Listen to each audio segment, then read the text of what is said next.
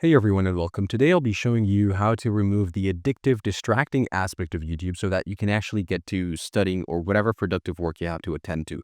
So I'll be giving you the exact blueprint to remove the addictive aspects of YouTube and prevent it from sucking your time without having to block it completely because we all need YouTube sometimes. First off, if your problem is with procrastination, in which you are not able to study to start with, then logging YouTube might not help that much. In that case, I recommend you watch my procrastination masterclass for completely free. Just send me the masterclass in a comment and I'll send it to you for completely free. Now, if YouTube itself is your problem, then this video is going to be very helpful. So I personally used to struggle with YouTube and YouTube Shorts so much. Like I used to spend up to 8 to 12 hours a day back in med school. And like in med school, each day matters, right?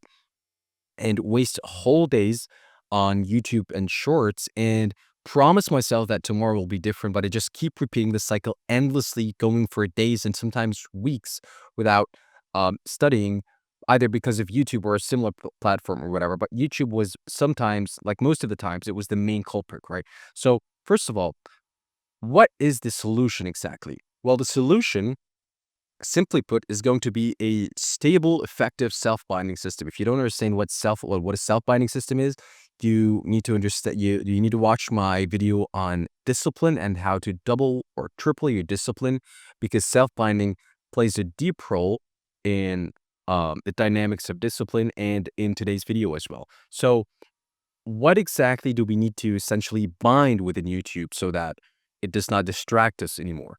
So the few addictive aspects of it can be summarized in these things. First of all, novelty, which is there's always something to watch, there's always something to scroll within, and there's always something waiting for you. There's always something new, and that is represented in the homepage, which is it's very appealing to look at essentially, and the recommended page, which is not the recommended page, like the recommended videos at the side or at the bottom of whatever video you're watching, right?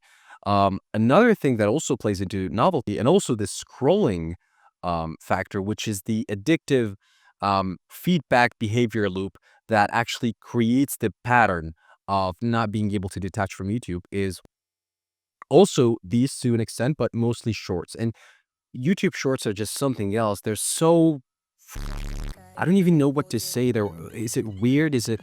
I honestly don't know, but like you feel your IQ going down as you're watching. Like you're not even interested. You don't want to watch this. Like, yeah, I see videos of Spider-Man in GTA 5 doing weird shit, and for some reason I just keep watching and I hate it, but it just wastes hours anyway. So this is, at least personally, this is the most annoying part of YouTube. And finally, the lack of purpose. And I don't mean lack of purpose in the philosophical sense, as in not having a purpose for your life, but um, rather the aimless use of the platform in which you're not really conscious about what you're doing. Just pick up your phone and you mindlessly swipe across the apps to open YouTube and start scrolling mindlessly, right? You find yourself starting the loop without even being conscious of it. So these are the aspects or the addictive factors that we need to address, right? So YouTube is accessible through your phone, and through your PC. So, and it is obviously addictive on both. So let's see exactly the exact blueprint on how to address each of these factors as effectively as possible on both devices. So before I start anything, if this gets too complicated, I actually have a detailed guide on how to deal with these distractions in specific, and the exact step-by-step process to clean out YouTube from these distractions while still being able to use it for your educational videos, college videos, whatever. So in case you get lost or confused, you still have that available, and I'll actually leave the link in the description. So to start with, for PC, you can address mainly the homepage by disabling your history. And that is done by deleting your previous history and pausing your future history. So what that does is it essentially prevents YouTube from gathering any data about your interests, right? And what that does is there's essentially no homepage anymore. So let me show you an example real quick. If I go to my YouTube, as you can see, there's no homepage to start with because my watch history is off. Now the way to do that is to go to your data in YouTube, Again, if any of these links or any of these steps sound confusing or overwhelming, you can just download the YouTube blocking guide from the link in the description, completely free as well. So you go to YouTube watch history and make sure it's disabled, as well as disable delete any previous history, which you can find here if you have any. But obviously, I have mine disabled, so it doesn't actually save any history. And this deals with the homepage as well as the shorts. Like if you open up any shorts, like let's search for Obama for whatever reason, and if you scroll through shorts, it'll eventually stop. Like, thank you. Oh my goodness. Yep, 4 or 5 shorts, and it's gonna tell you recommendations are off because your watch history is off. We can't really show you anything else. That's it. So this kind of hits two birds with one stone, and is a very effective step that you can take. Now, what about the recommendations, right? So if you opened up any video, this one for example, there are going to be a ton of recommendations, and honestly, most of the time they're very attractive and they're very appealing. It's so hard to resist. So the best way to deal with that is to actually prevent them from showing up, prevent them from popping up to start with.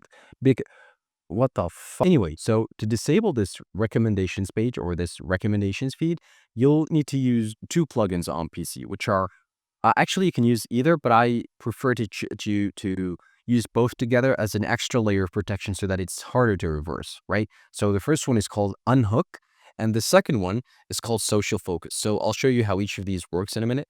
So as you can see, I enabled Unhook, which allows you to separately disable certain elements from the YouTube interface, right? And among these is the recommended, which is right here. So this is the first one. The second one, let me turn this off real quick. The second one is Social Focus, which does the exact same thing.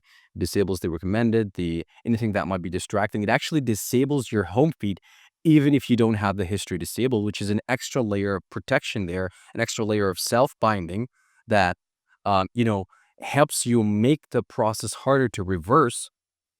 And by the way, if you do reverse it for whatever reason, then you just want this. You just want to scroll YouTube. Like you're not actually even trying to resist it. Like these are the tools that'll enable you to resist it initially, but you can always reverse them, right? So just apply a few layers of these self-binding protocols and work on obviously not disabling them or not removing them or not just going back to your YouTube history and resuming your watch history and letting YouTube gather data about you so that it shows you recommendations and such based on your interests. At that point, like if you do that, you're honestly asking for it. So you shouldn't be even watching this. I hope that makes sense. So this is as far as recommendations are concerned. Now, as for the extra stimulation part or the extra stimulatory part of YouTube, if you look anything up, this is the first. I don't even know what this is. This is a part of what makes YouTube so appealing and hard to deal with, which is thumbnails, right? They're so well engineered, they're so well made, and they're made to be attractive and grab your eyesight immediately. Like you can, like this is a great example of whatever this is. This is K-pop or some anime thing, or I don't know. So to disable this colorful, vibrant, attractive, distracting aspect of YouTube, you can use another plugin called Hide YouTube Thumbnails. So if you go to its settings, you can actually choose to hide the thumbnails and only have the titles available, which is this is the last stage or the top procedure you could apply to the protocol, right? So I actually prefer to leave it at blurred, hidden except when hovered, which is if I search for anything, free movies, I have to actually hover over the thumbnail to actually to actually see what's there. So I don't just get these thumbnail designers to fight for my attention, and I actually choose where to direct my attention and where to look at consciously and actively. Now, one last thing you can do, which is a great feature in Social Focus, is enable gray mode. But that's if you want to make the process and the experience even less stimulating and less, appealing. Like I remember a video of Alex Hormozy in which he said, putting your phone on grayscale actually helps you use it less because the experience is overall less appealing. That also helps a lot in my experience. So these are the protocols you could apply to your YouTube, your PC YouTube, not your phone YouTube. We'll get to that in a minute. And if you wanted anything, you can just look it up. Like if you want to look up a certain something, like, whatever, microbiology lecture, okay? I can just look that up. And when I find what I want actively, I can just open it up and watch it, and there won't be a recommended feed. There won't be anything. I can even disable comments, by the way. Where did it go? Where did it go? Hide comments. I can even disable comments, so I have nothing to distract me at all. This is how you use should be after you apply this protocol. Now on phone, it's a little bit different for phone. Okay, now for the shorts and for your homepage, you can actually apply this, which is deleting your previous history and pausing the recording of history so that YouTube has no data again. So there won't be any homepage, and shorts will just stop you from scrolling. Let me actually bring that up. Yeah, so this is actually like a screen share of my phone screen. So when I open the YouTube app, first of all, there's no home screen. Again, for the same reason, YouTube doesn't know what I'm interested in, and I'm actually preventing it from accessing the data that lets it know what I'm interested in, right? So no addictive home screen. That's when the search is obviously available, but it's not saved. So YouTube has no clue what I like. And if I go to shorts, it displays the same thing, which is recommendations are off. So I can show you anything. When you scroll among the shorts results of anything, the same happens after scrolling maybe 4 or 5 shorts max, maybe. So this is how you address the shorts and homepage. Now, as for the recommendations, and the whole simulation thing of scrolling among appealing thumbnails and such. Now, this is where it gets a bit different, okay? Now, on Android, you can deal with that by using NewPipe, which is a client of YouTube that is essentially more stupid and less stimulating and less smooth, and it makes it a bit of a practical experience, which is the opposite of the purpose of YouTube. Obviously, you want to make money, so they want to hook you and hook your attention for as much as possible. Now, you can do that for Android. Let me write it down. Again, all of this is available in the guide of dealing with distractions, which is separate from the procrastination masterclass. Again, I'll send it to you. Just comment, send me the masterclass, and I'll send it to you. The guide on how to block the distractions on YouTube, I'll actually leave in the description below. So for Apple, unfortunately, there's no such thing. So you can't do anything really towards that, unfortunately. But something I want to tell you generally is, in any case, it's best if you delete YouTube from your phone to start with. Like, you're going to do yourself a great favor because you don't really need it that much. And even better if you block the YouTube site on YouTube, because sometimes you can access it instead of the actual app, right? You're going to do yourself a favor if that's where the addictiveness for you personally is on phone, and just suffice with the PC version. Again, if you struggle with procrastination, comment, send me the masterclass, and I'll send you the masterclass below. And yeah, that was it. I hope this helps you actually save more time that you use on YouTube and YouTube Shorts, and actually manage to put in more time studying or do productive work. Thank you very much for watching. I'll see you guys in my next video.